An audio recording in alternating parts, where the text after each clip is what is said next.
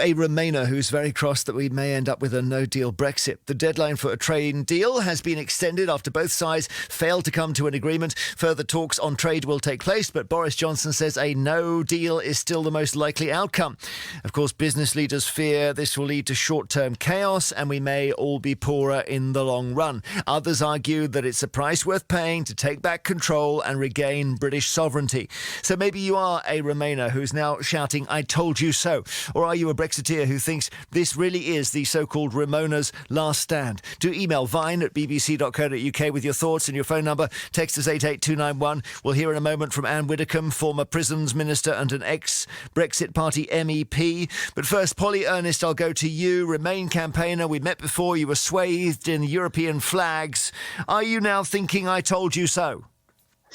Yeah, I wish I wasn't. I really, really wish I wasn't. There's so many things that we said were going to happen, and it was just told it's Project Fear.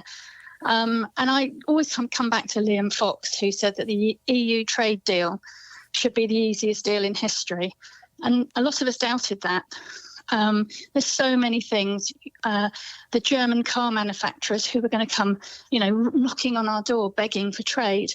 And I think so many people who have been behind Brexit just failed to understand how the EU worked, and they didn't want to understand how it worked, and the fact that we weren't going to be able to negotiate with individual countries. And Widdecombe, we've messed it up. Certainly not, no.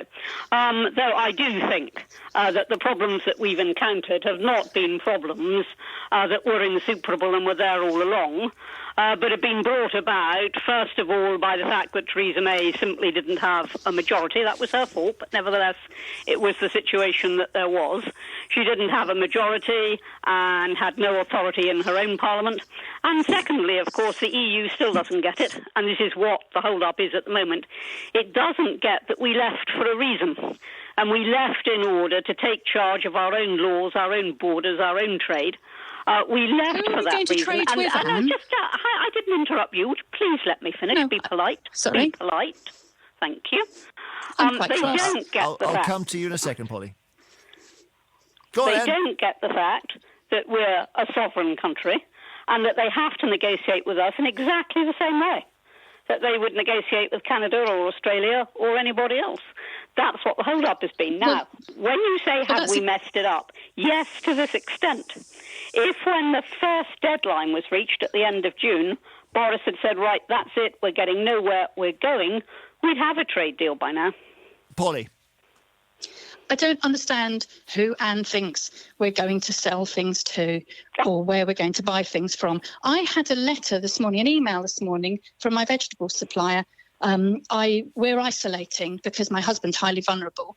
And I had a letter this morning from the people I get my vegetables from to say that after the 28th of December, they're going to have to reassess whether they'll be able to do vegetable deliveries because they don't know what the supply chains are going to look like.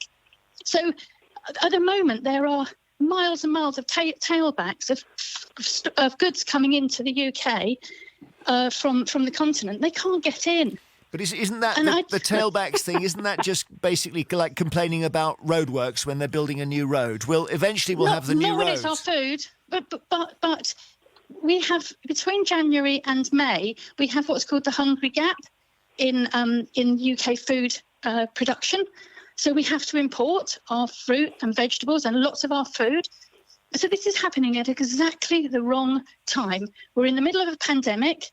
We've got terrible things going on anyway. And now we've got this self-inflicted injury, which is totally unnecessary. And Widdecombe, I'm so angry. There's no, to say the least, there's no sign of an upside yet, Anne, is there?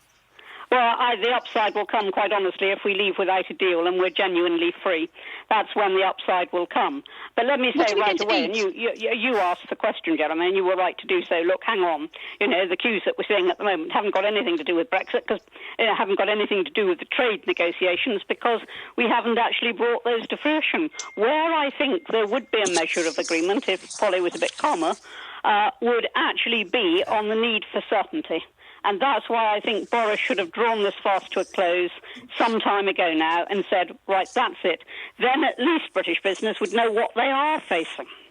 Polly, what about that? Can you agree on that? That at least if on Sunday night he said, look, we can't get this deal, so that's it, polite goodbye, we'd be in a better position.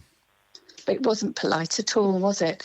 I mean, But he we hasn't said threatened goodbye. to. He's still talking. No, but we've even without saying goodbye, we've threatened to send warships in to French fisheries. We've invoked Kristallnacht with the with the Germans, crawling over glass. Well, we're not behaving. Gunboats would be sent it into our waters. That's the first quite. thing. But still, and the second thing is that EU the Kristallnacht headline was a Daily Mail headline, and it may not have had a connection at all. I'm just Well, they putting that said in. it came. But they said it came from a cabinet. They said it came from a cabinet minister. So we're not talking peace. But we're not talking peacefully.